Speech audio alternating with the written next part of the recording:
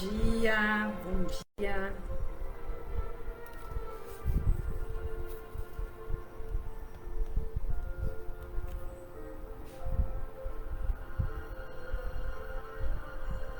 Estamos iniciando mais um estudo, uma leitura-estudo do livro Perturbações Espirituais, uma psicografia de Divaldo Pereira Franco, pelo querido irmão Manuel Filomeno de Miranda. Uma obra muito esclarecedora que veio para nos auxiliar e muito junto aos nossos irmãos, junto às nossas casas espíritas. Mas, como sempre fazemos, são exatamente 10 horas.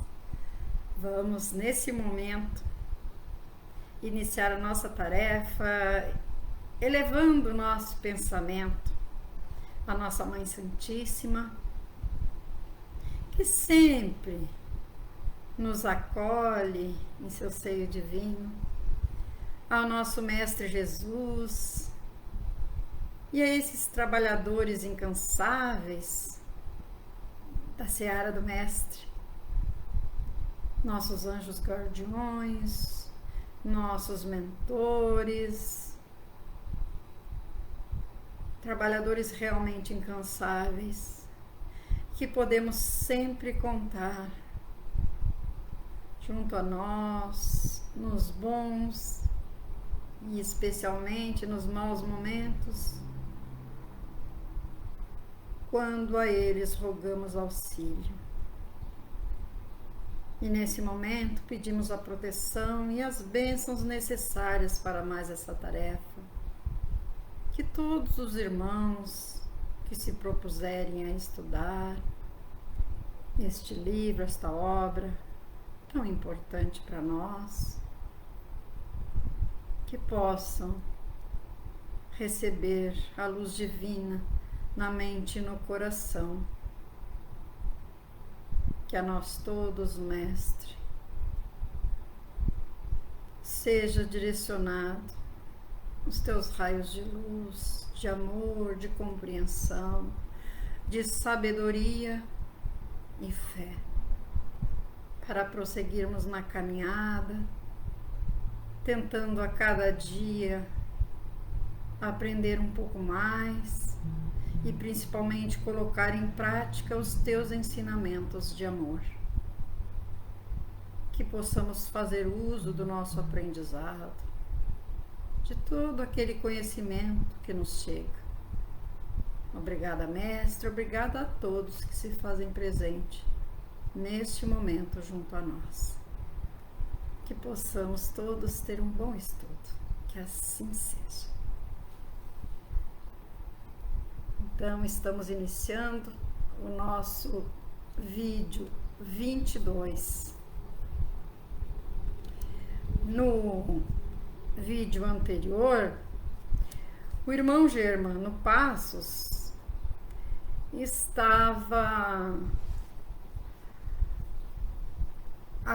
ele aplicou passes no irmãozinho que estava se comunicando através da médium, para que ele relembrasse as atitudes anteriores, porque normalmente quando estamos nesse estágio de vingança, porque ele disse que não sairia dali, que continuaria perturbando, quando nós estamos nesse estágio, é porque estamos nos considerando vítimas. E aí o que ele fez? O irmão Germano Passos fez com que ele visualizasse tudo que ele já tinha feito lá atrás. Então, foi esclarecendo e ele começou a ver nesse momento que ele não era tão vítima, tão coitadinho quando se julgara até ali. E aí, iniciando hoje diz assim, na página 123 do livro Perturbações Espirituais: não existem efeitos sem causas equivalentes. Adil falou o Dr. Bezerra. O irmão apresenta-se como vítima inocente. Vítima, sim. Inocente, porém, de alguma forma, já que as suas paisagens mentais e morais são tenebrosas. Agora deve dormir, a fim de despertar para novos cometimentos que o libertarão das densas sombras das ações nefárias.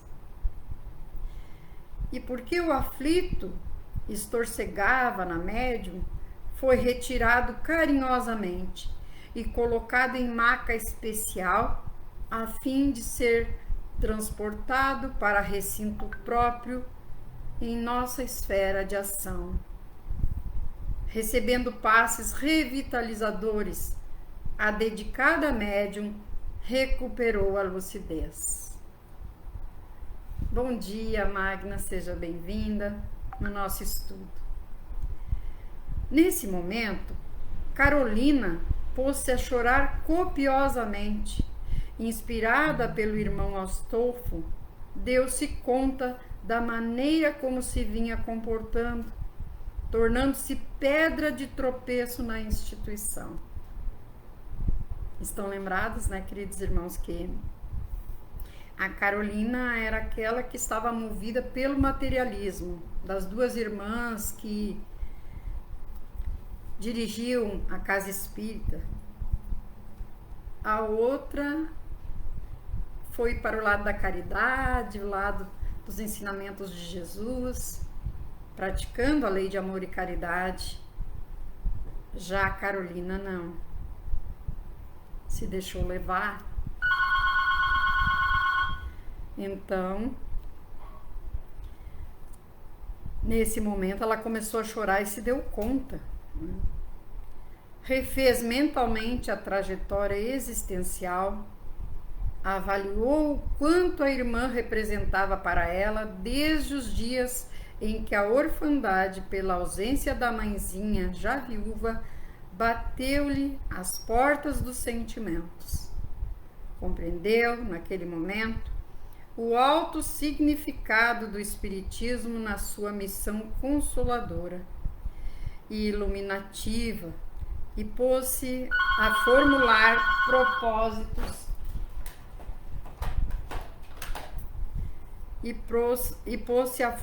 propósitos de mudança de conduta. Viu que lindo? Ela se conscientizou nesse momento de que estava agindo errado. As lágrimas que lhe refrigeravam o coração também diluíam as construções mentais, resultado das frivolidades para a nova programação espiritual. Outras comunicações tiveram lugar e, ao final, a palavra esclarecedora do Dr. Bezerra de Menezes conclamou-nos a todos a responsabilidade para com o patrimônio espiritual que Jesus nos entregou, a fim de que o conduzamos com elevação e sacrifício. Então, nós nunca estamos no lugar errado, na hora errada. A Carolina que estava fazendo um uso inadequado da tarefa. Aqui, o plano espiritual tinha colocado ela para bem fazer. Os espíritos atendidos foram removidos para áreas específicas de nossa esfera. E às 22 horas, a reunião foi encerrada com a prece proferida pela nossa irmã Senira. Senira era a irmã da Carolina, que estava muito preocupada com as atitudes da irmã. E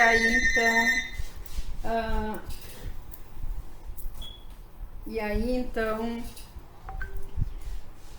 se pediu auxílio para o plano espiritual e recebeu esse auxílio. Então, agora nós vamos iniciar no capítulo 9, que fala: amplia-se a área de trabalho.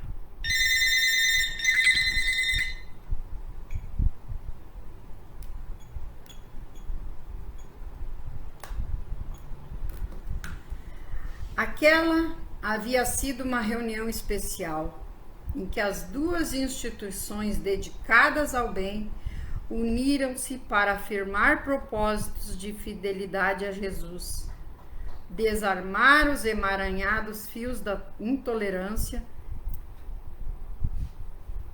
e dos desplantes em referência à pulcritude do Espiritismo. A doutrina que Jesus nos oferece diz respeito à vida imortal. Não se trata, portanto, de um código de ética transitório para acomodações e conforto durante a vilegiatura carnal.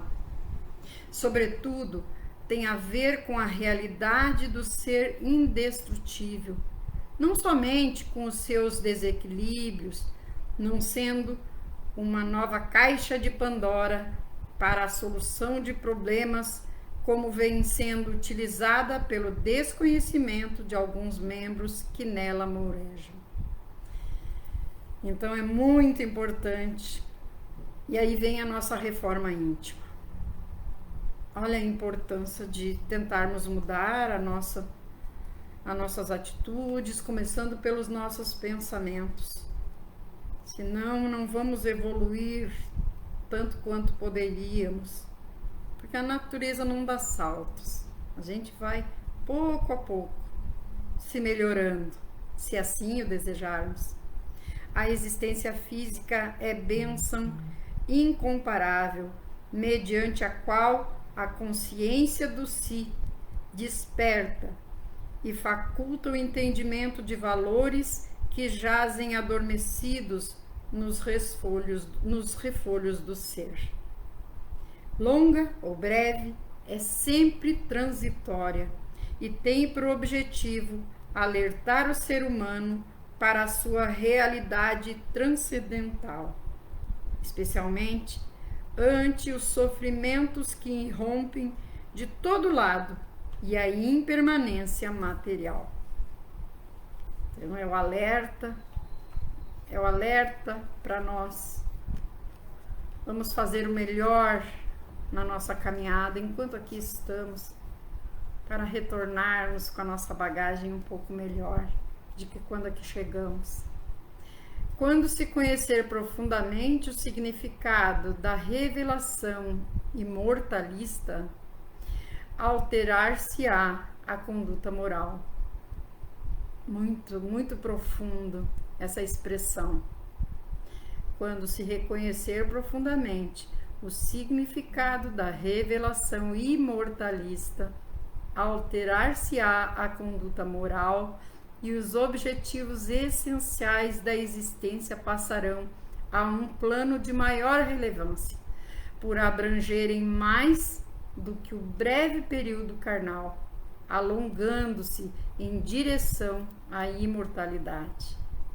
Henrique, por exemplo, o irmão caído na estrada, que fazia recordar a vítima do assalto narrado por Jesus na parábola do bom samaritano, à medida que despertou da hipnose do mal e conheceu alguns dos princípios espíritas, operou uma revolução interna digna de louvor. Que lindo! Esse foi conquistado para o lado do bem. Isso é muito bom.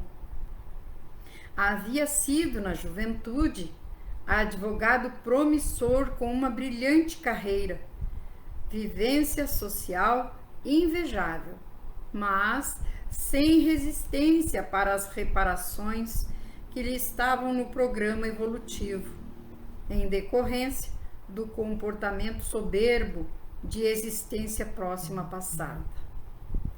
Envolveu-se nas armadilhas do sexo e do álcool, nas altas rodas da ilusão, apaixonando-se por jovem leviana e exploradora que o desnorteou completamente após exaurir-lhe os recursos econômicos, e logo o abandonou quando se lhe apresentaram alguns sintomas de tuberculose pulmonar.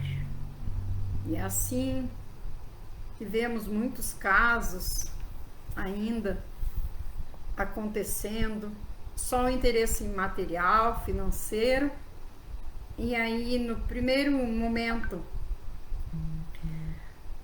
que o banco seca, ou como diz aqui, quando ele começou a apresentar sintomas da tuberculose, a moça leviana abandonou. Isso não foi só lá no passado que aconteceu, continua diariamente esses casos. E muitos de nós conhecem de perto algumas histórias. Sem uma fé religiosa racional que o ajudasse a compreender as vicissitudes, mergulhou mais fundo no álcool e na drogadição, quando foi conduzido por amigos apiedados a uma clínica de tisiologia, na qual, após 1 ano de sofrimentos, teve o mal estagnado, a tuberculose, conseguindo a cura clínica, não, porém, a saúde real.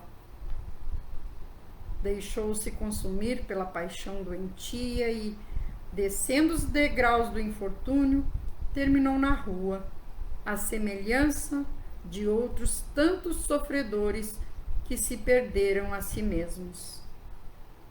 Também é um lerdo engano nosso quando nos deparamos com os irmãos moradores de rua, achar que são ignorantes. Muitas vezes são letrados. E o nosso conhecimento fica muito pequeno perto do deles. Mas isso nos referindo ao intelectual. Porque chegam no fundo do poço por se deixarem levar por vícios que são degradantes para a criatura humana. Olá, Joyce.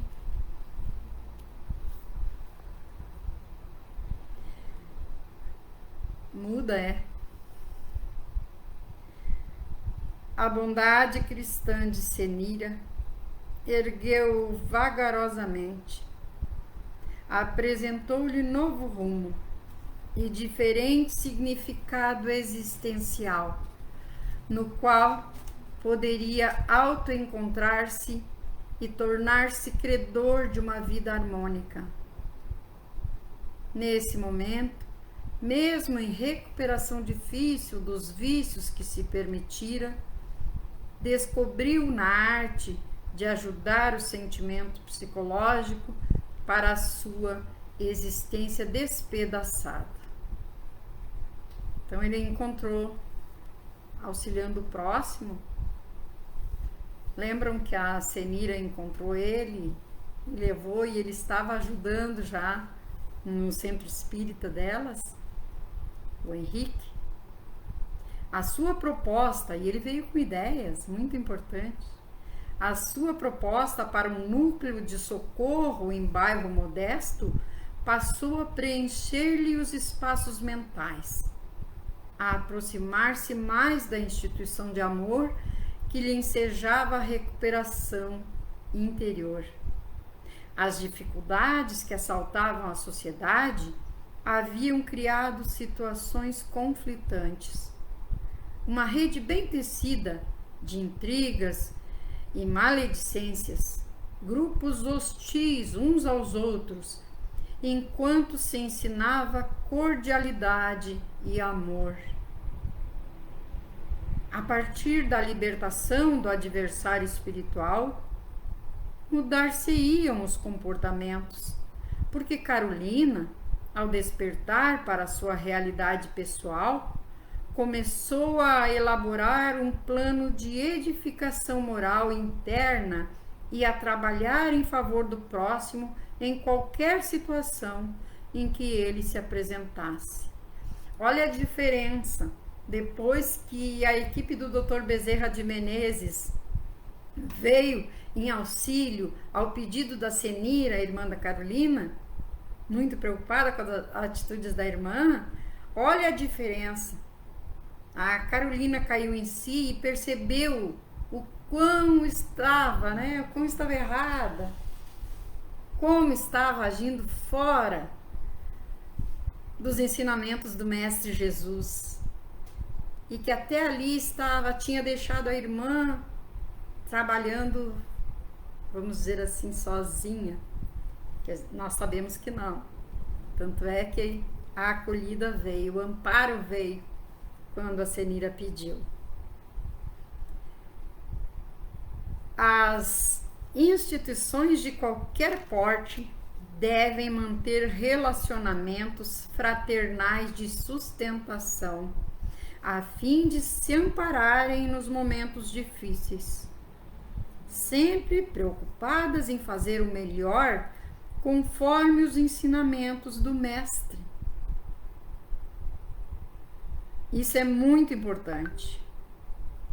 Manter relacionamentos fraternais de sustentação. Será que os responsáveis, os diretores, todos aqueles irmãos das nossas casas espíritas que estão nesse momento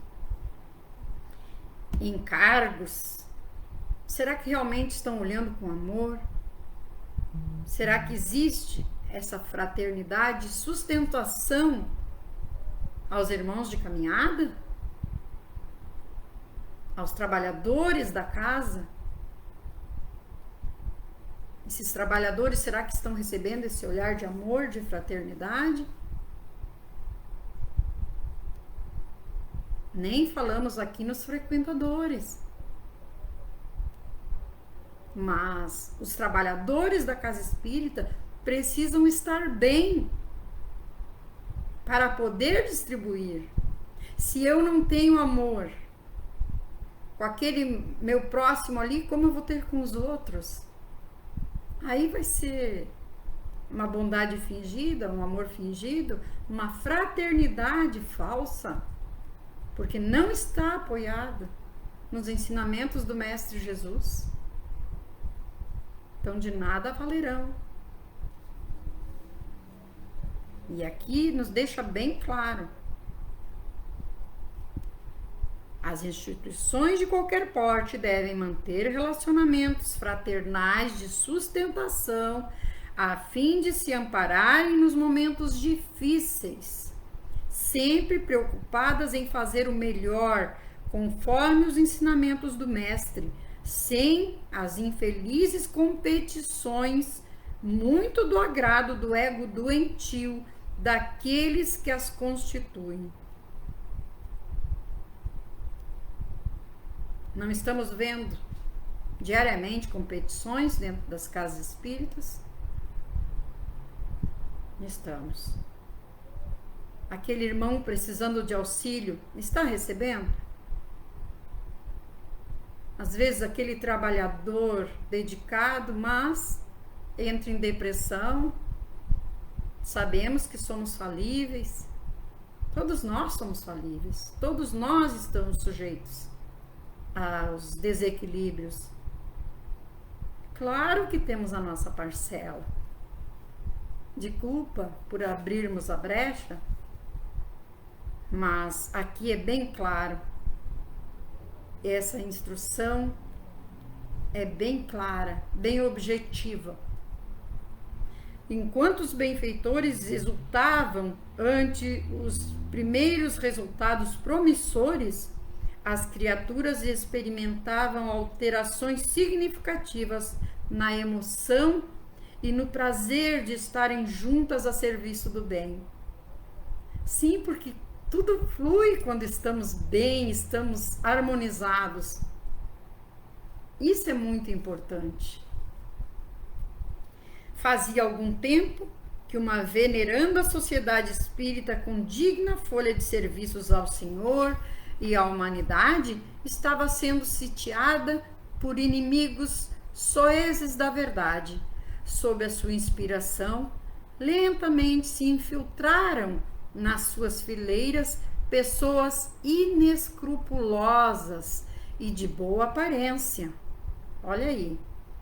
Loquazes e de projeção social, com propósitos exibicionistas de poder e de grandeza, ao considerarem o imenso patrimônio material que a tornava muito bem situada entre as demais, suas correligionárias. De que adianta uma casa cheia de pompa? Não adianta. A estrutura não adianta nada se dentro dela quem lá chegar não sentiu amor e a fraternidade. Não adianta ficar lá o expositor doutrinário falando,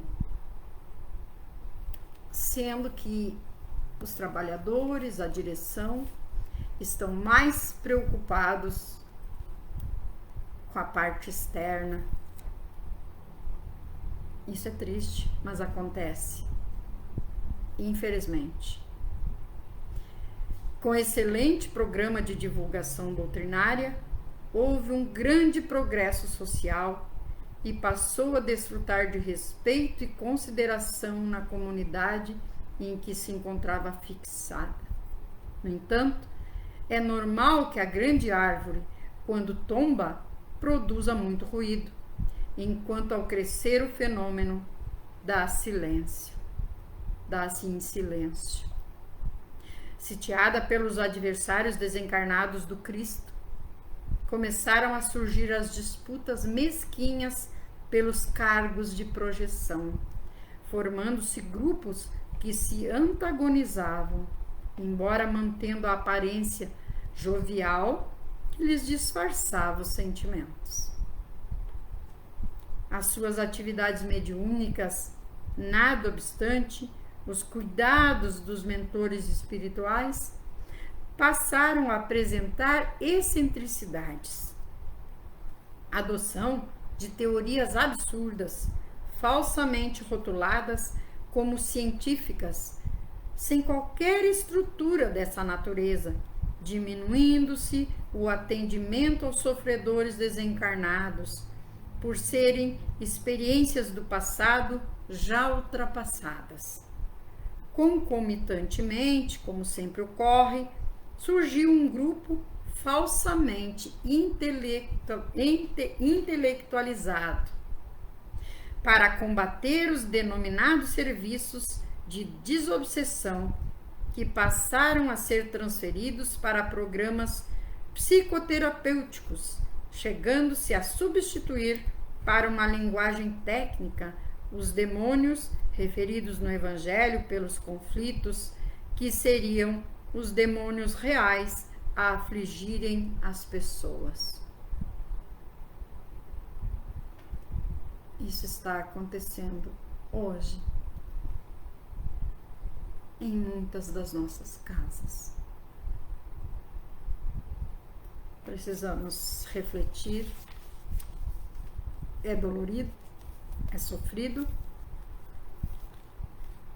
mas nós precisamos começar a agir diferente, a orar mais pelas nossas casas, pelos nossos irmãos que estão se deixando envolver nessas artimanhas, nessas armadilhas, nessas ciladas desses irmãos que ainda não acordaram, esses irmãos que vão contra a lei de amor e caridade do nosso Mestre Jesus.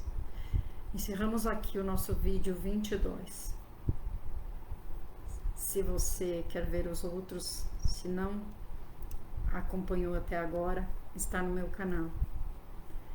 Vamos elevar novamente o nosso pensamento ao Mestre Jesus, aos benfeitores amigos que estão conosco, agradecendo por mais essa oportunidade de leitura, de estudo, de reflexão de tudo que está ocorrendo atualmente nas nossas casas, com os nossos irmãos. Que o olhar de amor do Mestre Jesus nos contagie e que possamos ser a luz onde houver a escuridão. Abençoa-nos e fortalece-nos, dando o teu amparo hoje e sempre, Mestre amado, e que a nossa Mãe nos envolva sempre com seu olhar de amor, com seu manto, fortalecendo-nos na caminhada. Muito obrigada, que assim seja. Até a próxima segunda, se Jesus permitir. Que assim seja.